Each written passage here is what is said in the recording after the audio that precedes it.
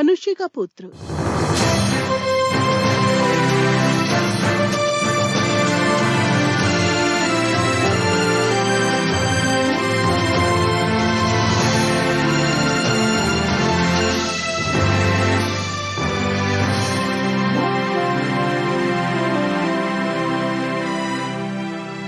कार्यक्रम यीशु की कहानी में आपका स्वागत है।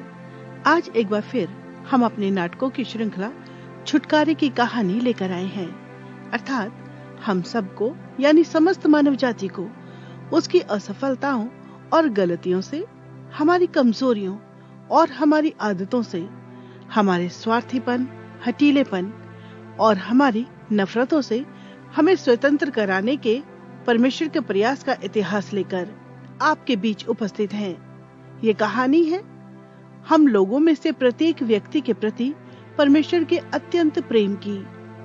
आइए अब सुनते हैं श्रृंखला की अगली कहानी, जिसका शीर्षक है मनुष्य का पुत्र।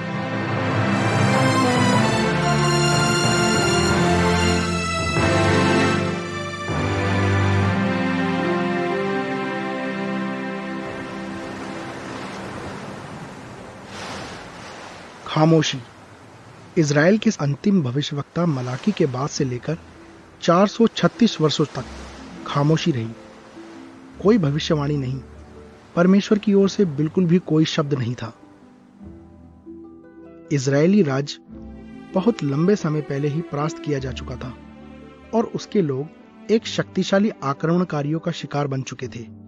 पहले बाबुल के, फिर मिदानियों के, उसके बाद पारसियों के और फिर यूनान के, और अंत में कई शताब्दियों की दमन को सहने के बाद इज़राइल यूनानियों को अपने देश से बाहर निकालने के योग्य बन सके।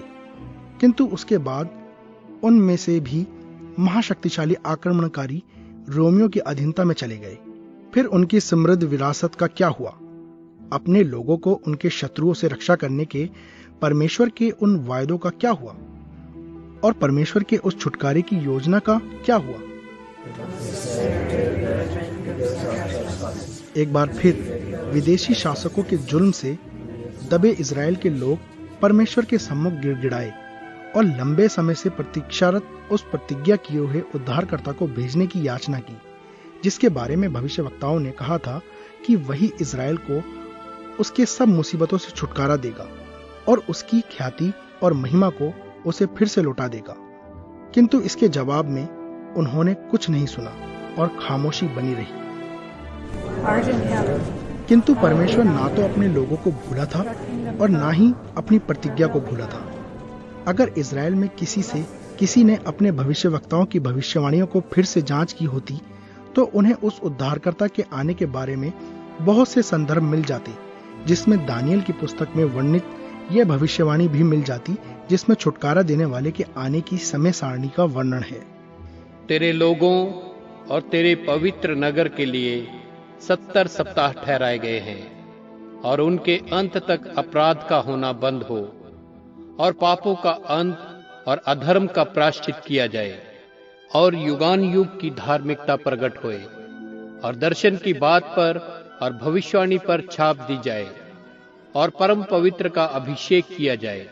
सो ये जान ले और समझ ले कि यरूशलेम के फिर बसने की आज्ञा के निकलने से लेकर अभिषेक प्रधान के समय तक 70 सप्ताह बीतेंगे।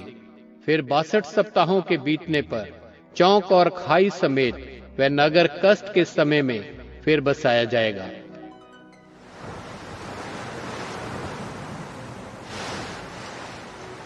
परमेश्वर ने दानियल भविष्यवक्ता को उस अभिषिक्त मसीह के आने की समय सारणी दी थी, जो पाप का अंत और अधर्म का प्रायश्चित करेगा और जो अपने लोगों को उनके पापों से छुटकारा देगा। और समय के साथ ही यूसुफ और मरियम एक पति और पत्नी गलील से बैतलहम में पहुंचे, जहां मरियम अपने पहलोटे पुत्र को जन्म देने वाली थी। समय सारणी अपनी गति से पूरी हो रही थी। खामोशी की लंबी रात्रि के बाद परमेश्वर एक बार फिर से बातचीत करने वाला था। इस बार वो अपने एक लौते पुत्र के माध्यम से बोलने वाला था। मरियम ने अपने पहलोटे पुत्र को जन्म दिया। उसने उस बच्चे को कपड़े में लपेटा और उसे चरनी में रख दिया, क्योंकि उनके लिए सराय में कोई जगह नहीं थी, और उन्होंने उसका नाम यीशु रखा। किंतु एक बार फिर खामोशी थी। 10 साल गुजर गए, फिर 20, लगभग 30 वर्ष आए और गए, और फिर भी अभी तक खामोशी थी। उस समय जब तक यूहन्ना आया, बपतिस्मा देने लगा और बड़े जन समूह को प्रचार करता, जो उसे देखने यरदन की नदी पर आया करते थे।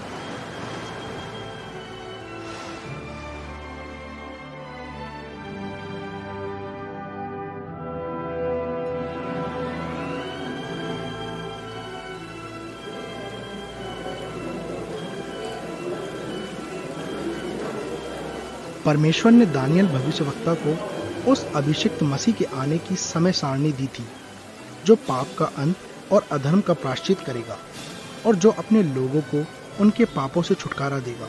और समय के साथ ही यूसुफ और मरियम, एक पति और पत्नी, गलील से बैतलहम में पहुंचे, जहां मरियम अपने पहलोटे पुत्र को जन्म देने वाली थी। समय सारणी अपनी गति से पूरी हो रही थी। खामोशी की लंबी रात्रि के बाद परमेश्वर एक बार फिर से बातचीत करने वाला था। इस बार वो अपने एक लौते पुत्र के माध्यम से बोलने वाला था। मरियम ने अपने पहलोटे पुत्र को जन्म दिया। उसने उस बच्चे को कपड़े में लपेटा और उसे चरनी में रख दिया, क्योंकि उनके लिए सराय में कोई जगह नहीं थी, और उन्होंने उसका नाम यीशु रखा। किंतु एक बार फिर खामोशी थी। 10 साल गुजर गए, फिर 20, लगभग 30 वर्ष आए और गए, और फिर भी अभी तक खामोशी थी। उस समय जब तक यूहन्ना आया, बपतिस्मा देने लगा और बड़े जन समूह को प्रचार करता, जो उसे देखने यरदन की नदी पर आया करते थे। जंगल में एक पुकारने वाले का शब्द हो रहा है कि प्रभु का मार्ग तैयार करो, उसका मार्ग तैयार करो। फिलिपुस, देखो कितनी बड़ी भीड़ है। हाँ अंद्रियास, रोज भीड़ बढ़ती ही जा रही है।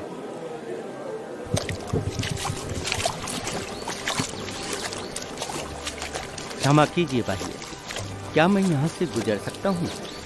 निश्चय ही भाई, क्या आप भी बपतिस्मा लेना चाहते हो? हाँ, मुझे लेना है। तब तो आप सही स्थान पर आए हैं। यूहन्ना बपतिस्मा देने वाले अभी अभी पानी में उतरे हैं। परमेश्वर आपको आशीष दे भाई। आपका धन्यवाद। फिलिपुस, ये कौन आदमी था? वह मुझे जाना पहचाना लग रहा है, किंतु मैं उसे याद नहीं कर पा रहा हूँ। सुनो, मैं तो तुम्हें पानी से बपतिस्मा देता हूँ, परंतु वह आने वाला है जो मुझसे सामर्थी है। मैं तो इस योग्य भी नहीं कि उसके जूतों का तस में खोल सकूं। वह तुम्हें पवित्र आत्मा और आग से बपतिस्मा देगा। अंद्रियास, देखो। हाँ, अरे हाँ, यह वही आदमी है जिससे हमने बातें की थी। बपतिस्मा लेने वाले की कतार में वह अगला है।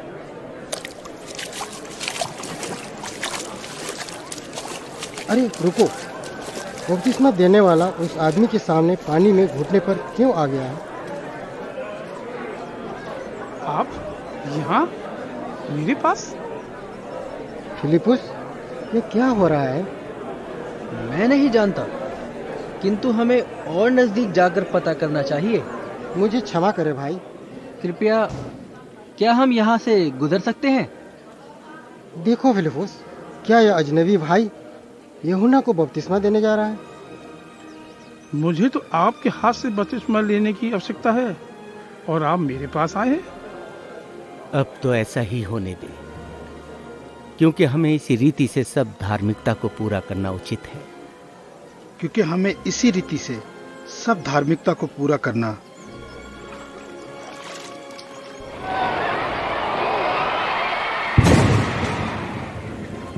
फिलिपुस, वो शोर कैसा है? लगता है भीड़ का शोर है। नहीं नहीं, कुछ और ही तरह का है। लगता है बादल गरजने का। मैंने बादल गरजने की आवाज सुनी है। लेकिन इसका सवाल ही नहीं उठता। आसमान में कहीं भी बादल नहीं दिखाई देता। और देखो, एक कबूतर उस अजनबी के सिर पर मंडरा रहा है। यह आदमी कौन है?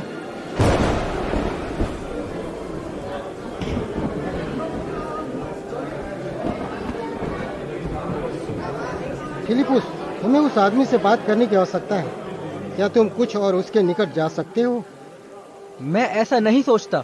वहाँ बहुत सारे लोग हैं जो एक दूसरे पर गिरे पड़ रहे हैं। अंद्रियास, वह क्या था? अभी जो हुआ वह क्या था? मैं नहीं जानता, किंतु हमें पता करना चाहिए।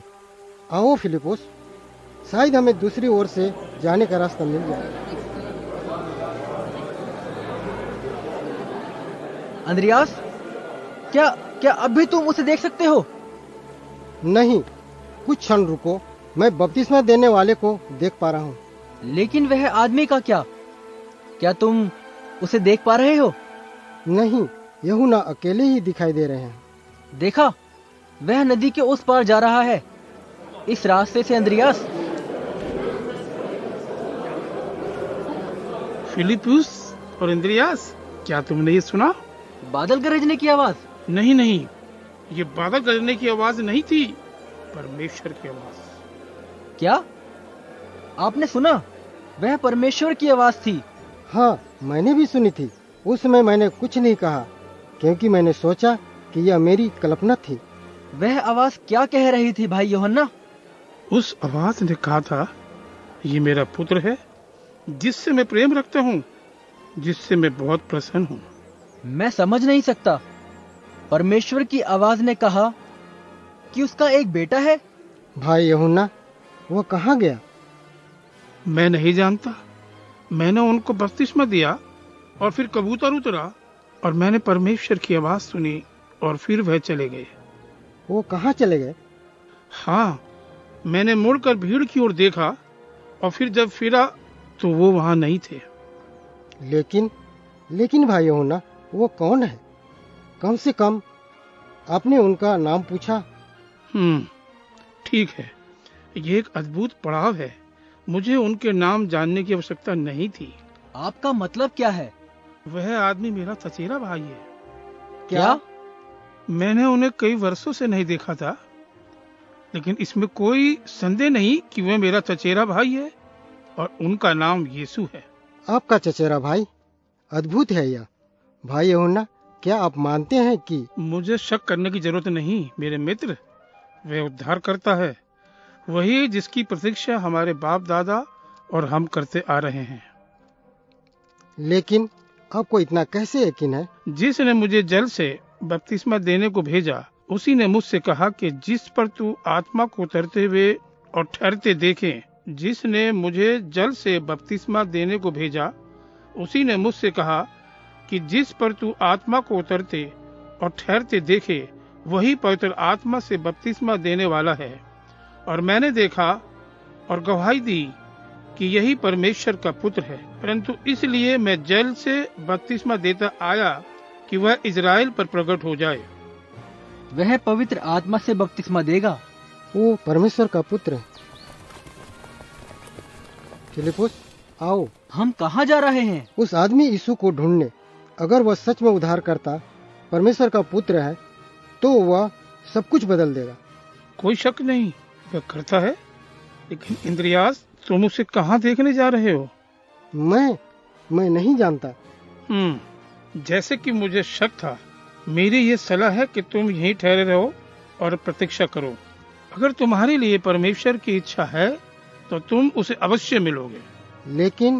लेकिन अगर वह कभी नहीं लौटे तो मैं उन्हें किस प्रकार ढूंढ पाऊंगा? वह जगत का उद्धार करता है इंद्रियास। अगर यह परमेश्वर की इच्छा है तो वे तुम्हें ढूंढ लेंगे।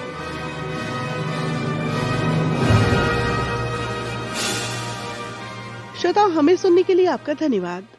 आप सुन रहे हैं कहानी यीशु की कार्यक्रम में परमेश्वर के वचन पर आधारित श्रृंखला छुटकारे की कहानी, जो प्राचीन काल के पुरुषों और स्त्रियों के जीवन को चित्रित करता है, जिन्होंने अपने जीवन में सहायता की आवश्यकता को महसूस किया था। अपनी कहानी के आरंभ में हमने सुना था कि अंद्रियास और फिलिपुस, जो यूहन्ना बपतिस्मा देने वाले के दो शिष्य थे, वे एक सच्ची ऐतिहासिक घटना के गवाह बने थे, अर्थात उस अभिषिक्त के सार्वजनिक परिचय और उसके बपतिस्मा के। हालांकि इससे पहले कि वे दोनों उससे मिल पाते, वो अद्भुत व्यक्ति जिसका नाम यीशु था, वहां से चले गए और अंद्रयास और फिलिपुस ये सोचते रहे कि उस व्यक्ति से फिर मिल पाएंगे भी या नहीं। आइए हम अपनी कहानी में आगे चलते हैं, जो इतिहास और परमेश्वर के वचन में वर्णित लोगों से संबंधित घटनाओं पर आधारित है।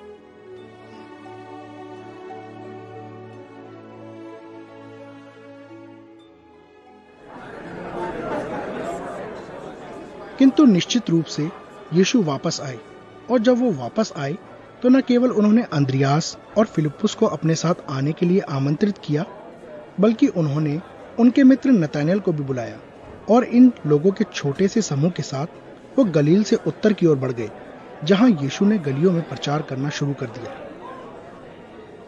परमेश्वर का राज्य निकट है, पश्चाताप करो और सुसमाचार पर विश्वास करो।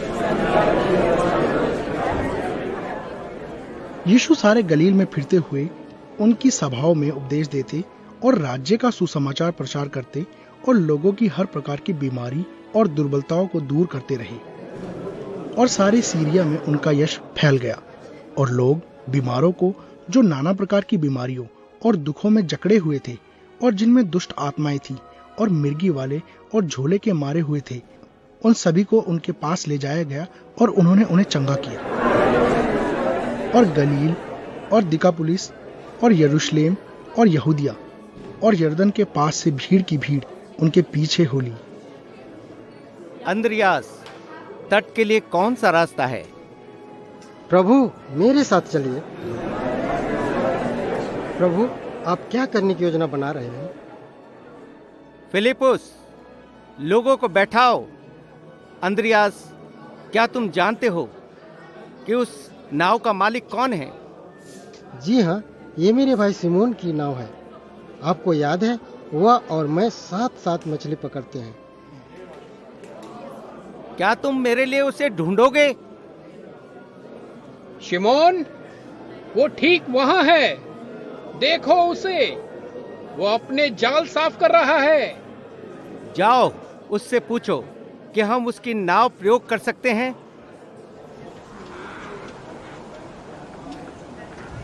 कुछ ही क्षणों में तट के किनारे बड़ी भीड़ शांति के साथ बैठ गई थी, और यीशु अंद्रयास और उसके भाई शिमोन के साथ नाव में चढ़ गए और नाव को तट से थोड़ी दूर ले गए, जहां से यीशु समस्त भीड़ को देख सकते थे और जहां से जल के समस्त और उनकी आवाज पहुंच सकती थी। अंद्रयास, खड़े होने में मेरी सहायता करो। जी प्रभु, आइए। तुम सुन चुके हो कि पूर्व काल के लोगों से कहा गया था कि हत्या ना करना, और जो कोई हत्या करेगा वो कचहरी में दंड के योग्य होगा।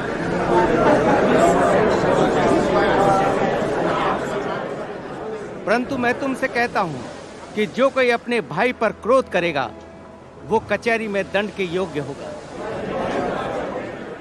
ये बात सुनकर तो मेरा भाई प्रसन्न हो जाएगा। इसलिए तू अपनी भेंट जब वेदी पर लाए और वहां तू स्मरण करे कि मेरे भाई के मन में मेरी ओर से कुछ विरोध है, तो अपनी भेंट वहीं वेदी के सामने छोड़ दे और जाकर पहले अपने भाई से मेल मिलाप कर, तब आकर अपनी भेंट चढ़ा। तुम सुन चुके हो कि कहा गया था कि वह विचार न करना। मेरा भाई निश्चय ही ये सुनकर आनंदित हो जाएगा। परंतु मैं तुमसे कहता हूं, जो कोई किसी स्त्री पर कुदृष्टि डाले वो अपने मन में उससे व्यभिचार कर चुका। तुम सुन चुके हो कि कहा गया था कि आंख के बदले आंख और दांत के बदले दांत। परंतु मैं तुमसे कहता हूं कि बुरे का सामना ना करना, परंतु जो कोई तुम्हारे दाहिने गाल पर थप्पड़ मारे उसकी ओर दूसरा भी फेर दे। और यदि कोई तुझ पर नालिश करके तेरा कुर्ता लेना चाहे तो उसे दोहर भी लेने दे। और जो कोई तुझे कोस भर बेगार में ले जाए तो उसके साथ 2 कोस चले जाओ। तुम सुन चुके हो, कहा गया था कि अपने पड़ोसी से अपने समान प्रेम कर और अपने बैरी से बैर। तो इसमें क्या गलत है? परंतु मैं तुमसे कहता हूं कि अपने बैरियों से प्रेम रखो और अपने सताने वालों के लिए प्रार्थना करो, जिससे तुम अपने स्वर्गीय पिता की संतान ठहरोगे। किंतु यह बेमतलब है। अपने दुश्मनों से मुझे क्यों प्रेम करना चाहिए? यदि तुम अपने प्रेम रखने वालों से प्रेम रखो तो तुम्हारे लिए क्या फल होगा? क्या महसूल लेने वाले ऐसा नहीं करते? और यदि तुम केवल अपने भाइयों ही को नमस्कार करो तो कौन सा बड़ा काम करते हो? क्या अन्य जाति भी ऐसा नहीं करते? प्रभु जी, यह क्या हो रहा है? मुझे यह बिल्कुल पसंद नहीं। अपने शत्रुओं से प्रेम रखो और भलाई करो, और फिर पाने की आशा न रखकर उधार दो, तुम्हारे लिए बड़ा फल होगा और तुम परम प्रधान के संतान ठहरोगे, क्योंकि वे उन पर जो धन्यवाद नहीं करते और बुरों पर भी कृपालु है। मांगो तो तुम्हें दिया जाएगा, ढूंढो तो तुम पाओगे, खटखटाओ तो तुम्हारे लिए खोला जाएगा। क्योंकि जो कोई मांगता है उसे मिलता है, और जो ढूंढता है वो पाता है, और जो खटखटाता है उसके लिए खोला जाएगा। तुम में से ऐसा कौन मनुष्य है, यदि उसका पुत्र उससे रोटी मांगे तो वो उसे पत्थर दे, या मछली मांगे तो उसे सांप दे? सो जब तुम बुरे होकर अपने बच्चों को अच्छी वस्तुएं देना जानते हो, तो तुम्हारा स्वर्गीय पिता अपने मांगने वालों को अच्छी वस्तु क्यों ना देगा? इस कारण जो कुछ तुम चाहते हो कि मनुष्य तुम्हारे साथ करें, तुम भी उनके साथ वैसा ही करो, क्योंकि व्यवस्था और भविष्यवक्ताओं की शिक्षा यही है। शमौन, गहरे पानी में ले चल और मछलियां पकड़ने के लिए जाल डालो। हे स्वामी, हमने सारी रात मेहनत की और कुछ नहीं पकड़ा। सिमोन, जैसा वह कहते हैं वैसा ही करो। किंतु गुरु आपके कहने से जाल डालूंगा। शमौन, गहरे पानी में ले चल और मछलियां पकड़ने के लिए जाल डालो। हे स्वामी, हमने सारी रात मेहनत की और कुछ नहीं पकड़ा। सिमोन, जैसा वह कहते हैं वैसा ही करो। किंतु गुरु आपके कहने से जाल डालूंगा। तो सिमोन, तुम रात भर मछलियां पकड़ रहे थे? हाँ अंद्रियास, हम रात भर मछली पकड़ रहे थे। और तुमने एक भी मछली नहीं पकड़ी? सुनो अंद्रियास, मैं यहाँ बहुत व्यस्त हूँ। याकूब और यूहन्ना के बारे में क्या विचार है? उनके बारे में क्या? अच्छा, क्या वे भी तुम्हारे साथ शिकार के लिए आए थे और कुछ नहीं पकड़ पाए? तुम कहना क्या चाहते हो अंद्रियास? हाँ, वो आए थे। किसी को भी अपना व्यवसाय बनाए रखना होता है, ठीक है? सिमोन, तुम्हें ठेस पहुंचाना मेरा उद्देश्य नहीं था। मेरा मतलब तो मात्र। शिमोन, नाव यहीं रोको और जाल डालो। यहाँ? क्या मैं जान सकता हूँ कि यहीं क्यों? यहीं रुको सिमोन, मैं जाल ठीक करूंगा।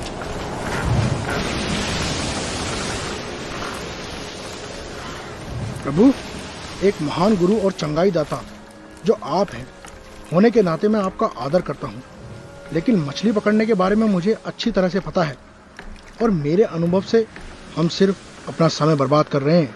शमौन, अब ये क्या है?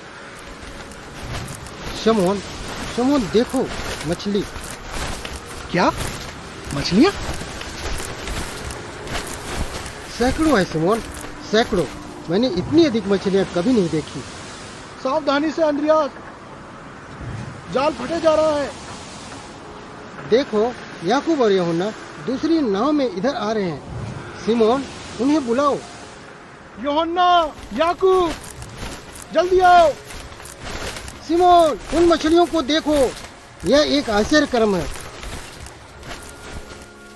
सचमुच ये एक आश्चर्य कर्म था। इन मछुआरों ने अपने व्यावसायिक जीवन में बहुत शिकार किए थे, किंतु अब तक के जीवन में उन्होंने जो अनुभव किया था उसमें यह शिकार कहीं अधिक अद्भुत था। किंतु जब वे जल में नाव खेते हुए तट के निकट की ओर जा रहे थे तो शमौन के दिमाग में कुछ और चल रहा था।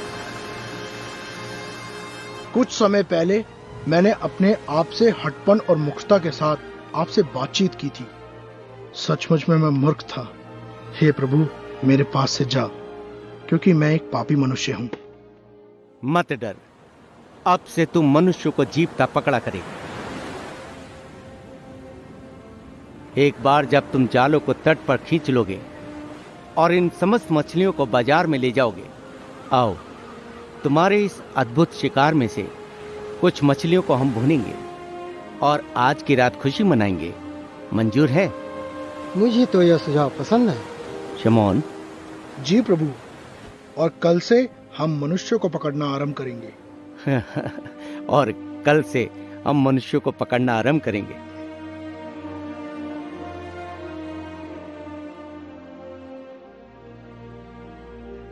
सैकड़ों वर्षों की मानवीय असफलताओं के बाद एक उद्धारकर्ता के लिए सैकड़ों साल की प्रतीक्षा, आशा और सपनों के देखते रहने के बाद वो यहाँ आया था। देहधारी परमेश्वर कुछ सामान्य से मछुआरों के साथ एक नाव में सवार, क्योंकि परमेश्वर ने यीशु को हमारे मध्य रहने के लिए भेज दिया था। हम पर दंड की आज्ञा देने के लिए नहीं, बल्कि अपनी पवित्रता में स्वीकार करने हेतु, हमें परिवर्तित करने के लिए और हमें अनंत जीवन प्रदान करने के लिए परमेश्वर ने एक मार्ग प्रशस्त किया था ताकि हमारे पाप क्षमा किए जाएं, और वो मार्ग यीशु मसीह है। परमेश्वर ने स्वर्ग से यीशु को हमारा उद्धारकर्ता बनाकर इस पृथ्वी पर भेजा था। प्रेरित पौलुस घोषणा करते हैं कि मसीह यीशु इस संसार में पापियों का उद्धार करने के लिए आए थे, क्योंकि परमेश्वर एक ही है और परमेश्वर और मनुष्य के बीच में भी एक ही मध्यस्थ है, अर्थात मसीह यीशु जो मनुष्य है। केवल प्रभु यीशु मसीह के द्वारा ही हम अपने पापों से क्षमा प्राप्त कर सकते हैं। अब मैं अपने हृदय के गहराइयों से एक संक्षिप्त प्रार्थना करने जा रही हूँ। आप इस प्रार्थना को ध्यानपूर्वक सुने और अपनी व्यक्तिगत प्रार्थना बनाएं। प्रिय परमेश्वर, हमारा उद्धारकर्ता होने के लिए और अपने प्रिय पुत्र यीशु को भेजने के लिए आपका धन्यवाद। मैं जानना चाहती हूँ कि मेरे पाप किस तरह क्षमा हो सकते हैं। आमीन।